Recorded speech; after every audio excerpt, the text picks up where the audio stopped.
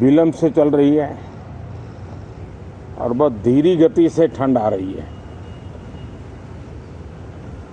लेकिन राजनीतिक गर्मी बड़ी तेजी से बढ़ रही है।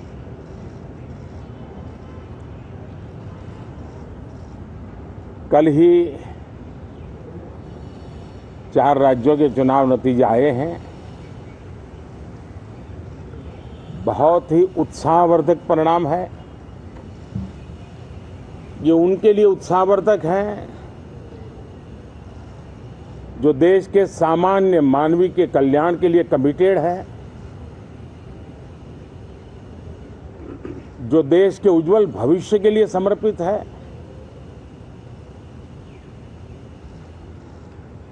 विशेषकर सभी समाजों की, सभी समूहों की, शहर और गांव की महिलाएं, सभी समाज के, सभी समूह के, गांव और शहर के युवा, हर समुदाय के, समाज के किसान और मेरे देश के गरीब, ये 4 ऐसी महत्वपूर्ण जातियां हैं जिनका एम्पावरमेंट, उनके भविष्य को सुनिश्चित करने वाली ठोस योजनाएं और लास्ट माइल डिलीवरी,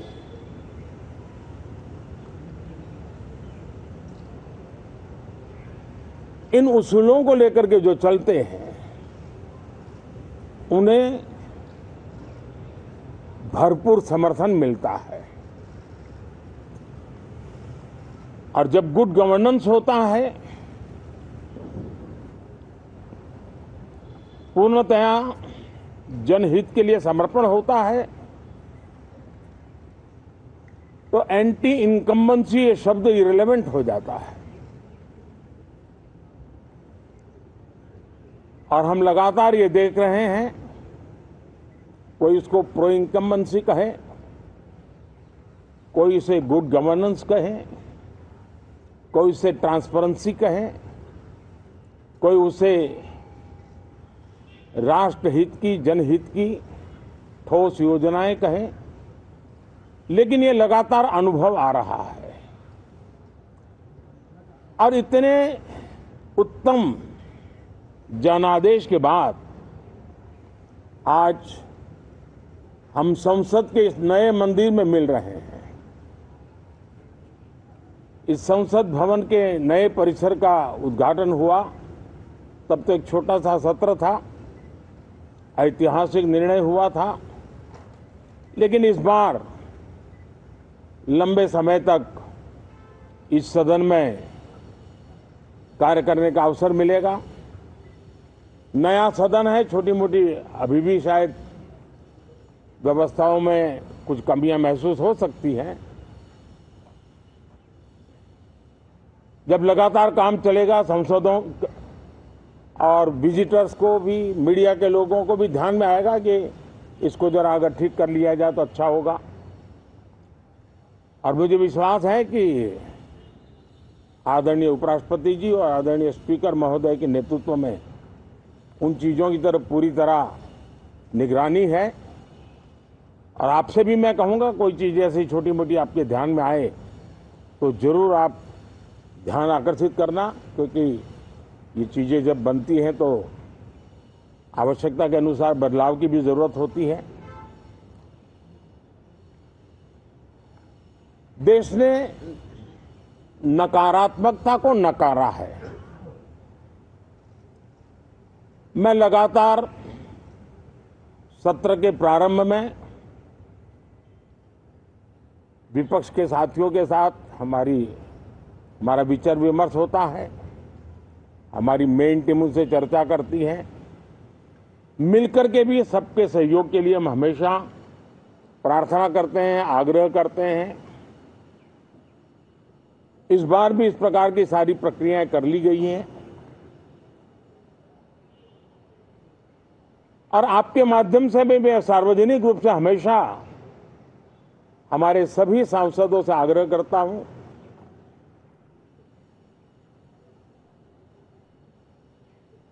लोकतंत्र का ये मंदिर जन आकांक्षाओं के लिए, विकसित भारत की नींव को अधिक मजबूत बनाने के लिए बहुत महत्वपूर्ण मंच है। मैं सभी माननीय सांसदों से आग्रह कर रहा हूं कि वो ज्यादा से ज्यादा तैयारी करके आएं। सदन में जो भी बिल रखे जाए उस पर गहन चर्चा हो, उत्तम से उत्तम सुझाव आए और उन सुझावों के द्वारा, क्योंकि जब एक सांसद सुझाव देता है तो जमीनी अनुभव का उसमें बहुत ही उत्तम तत्व होता है, लेकिन अगर चर्चा ही नहीं होती है तो देश उससे मिस करता है उन चीजों को। और इसलिए मैं फिर से आग्रह करता हूं, और अगर मैं वर्तमान चुनाव नतीजों के आधार पर कहूं तो जो विपक्ष में बैठे हुए साथी हैं, ये उनके लिए गोल्डन अपॉर्चुनिटी है।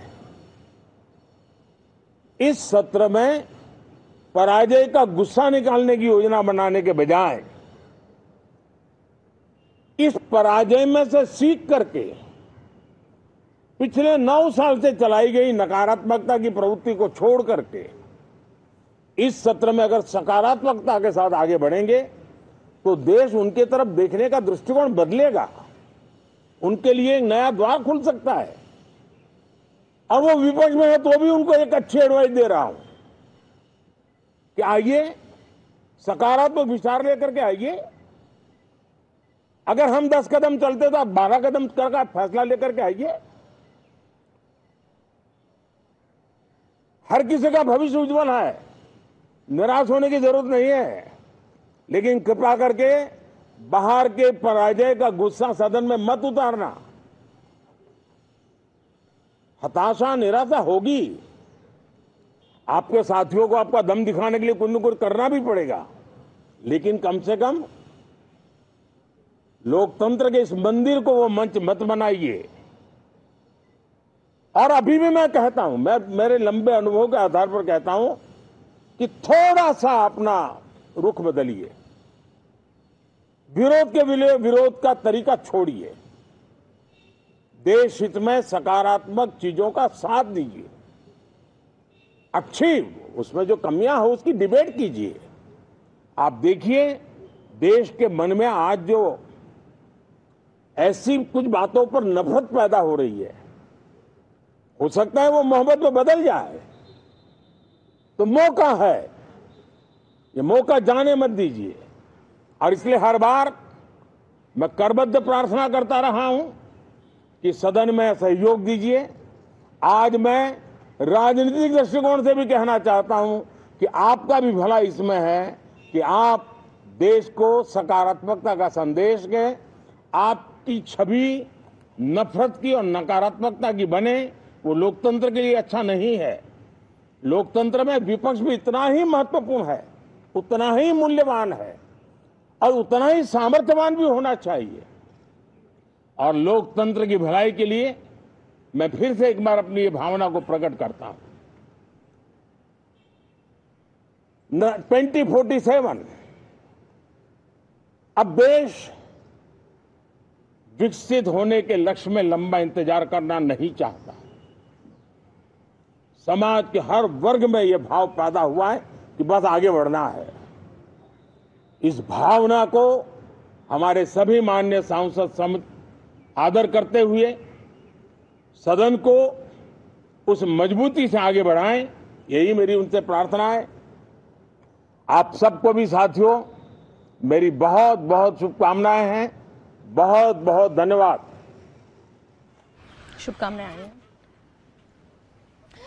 तो प्रधानमंत्री नरेंद्र मोदी को आप सुन रहे थे।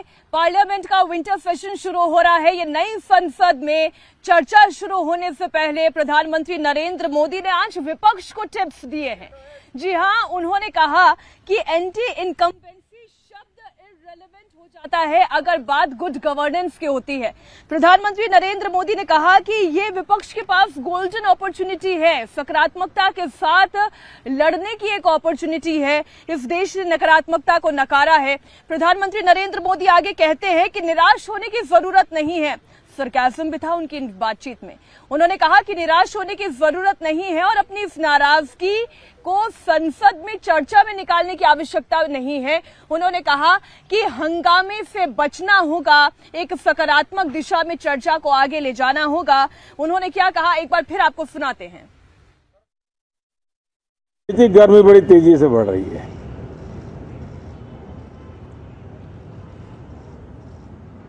कल ही 4 राज्यों के चुनाव नतीजे आए हैं। बहुत ही उत्साहवर्धक परिणाम है। ये उनके लिए उत्साहवर्धक है जो देश के सामान्य मानवी के कल्याण के लिए कमिटेड है, जो देश के उज्जवल भविष्य के लिए समर्पित है।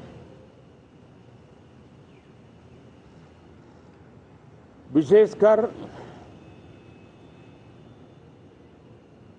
सभी समाजों की, सभी समूहों की, शहर और गांव की महिलाएं,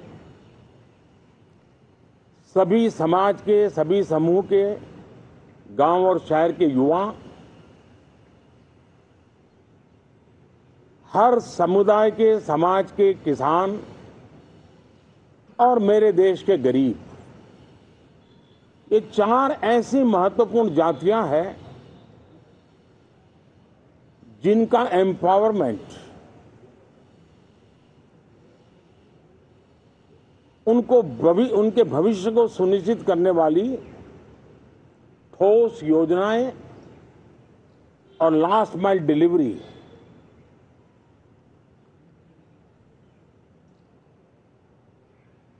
इन उसूलों को लेकर के जो चलते हैं उन्हें भरपूर समर्थन मिलता है। और जब गुड गवर्नेंस होता है, पूर्णतया जनहित के लिए समर्पण होता है,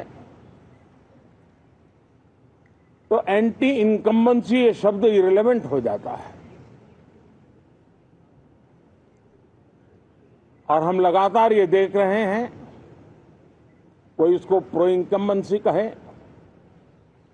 कोई इसे गुड गवर्नेंस कहे, कोई इसे ट्रांसपेरेंसी कहे, कोई उसे राष्ट्रहित की, जनहित की ठोस योजनाएं कहें, लेकिन ये लगातार अनुभव आ रहा है। और इतने उत्तम जनादेश के बाद आज हम संसद के इस नए मंदिर में मिल रहे हैं। इस संसद भवन के नए परिसर का उद्घाटन हुआ, तब तो एक छोटा सा सत्र था, ऐतिहासिक निर्णय हुआ था, लेकिन इस बार लंबे समय तक इस सदन में कार्य करने का अवसर मिलेगा। नया सदन है, छोटी मोटी अभी भी शायद व्यवस्थाओं में कुछ कमियां महसूस हो सकती हैं। जब लगातार काम चलेगा, सांसदों और विजिटर्स को भी, मीडिया के लोगों को भी ध्यान में आएगा कि इसको जरा अगर ठीक कर लिया जाए तो अच्छा होगा। और मुझे विश्वास है कि आदरणीय उपराष्ट्रपति जी और आदरणीय स्पीकर महोदय के नेतृत्व में उन चीजों की तरफ पूरी तरह निगरानी है। और आपसे भी मैं कहूंगा, कोई चीज ऐसी छोटी मोटी आपके ध्यान में आए तो जरूर आप ध्यान आकर्षित करना, क्योंकि ये चीजें जब बनती हैं तो आवश्यकता के अनुसार बदलाव की भी जरूरत होती है। देश ने नकारात्मकता को नकारा है। मैं लगातार सत्र के प्रारंभ में विपक्ष के साथियों के साथ हमारा विचार विमर्श होता है, हमारी मेन टीम उनसे चर्चा करती है। मिलकर के भी सबके सहयोग के लिए हम हमेशा प्रार्थना करते हैं, आग्रह करते हैं। इस बार भी इस प्रकार की सारी प्रक्रियाएं कर ली गई हैं और आपके माध्यम से भी मैं सार्वजनिक रूप से हमेशा हमारे सभी सांसदों से आग्रह करता हूं,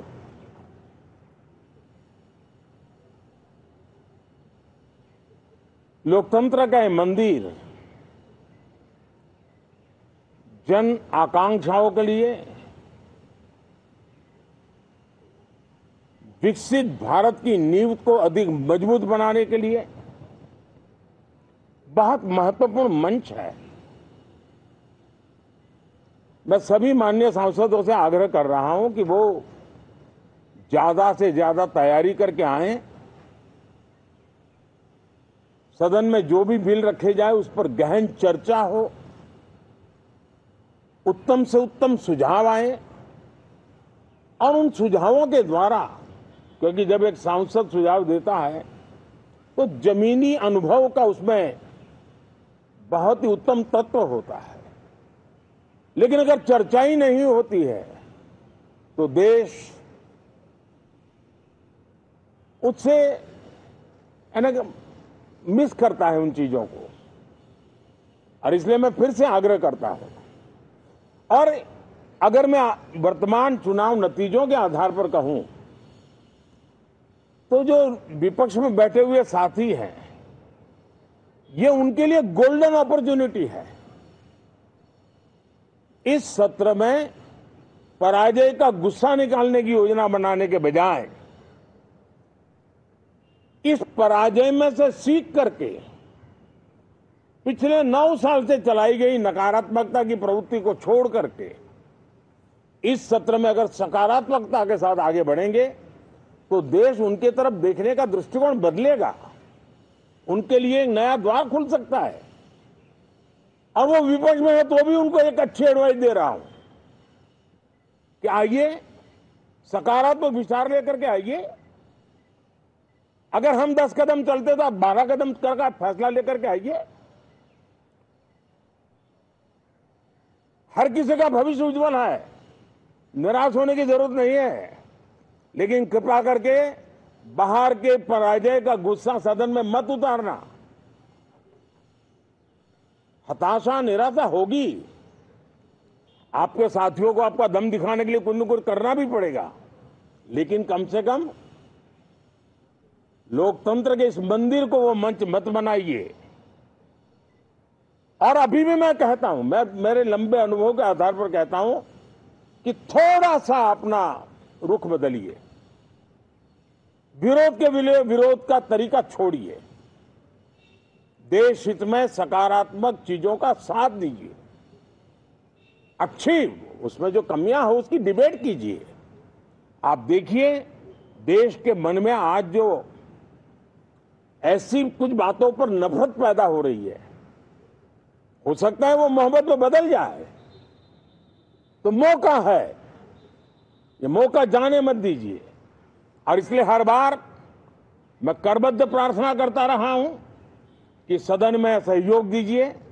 आज मैं राजनीतिक दृष्टिकोण से भी कहना चाहता हूं कि आपका भी भला इसमें है कि आप देश को सकारात्मकता का संदेश दें, आपकी छवि नफरत की और नकारात्मकता की बने, वो लोकतंत्र के लिए अच्छा नहीं है।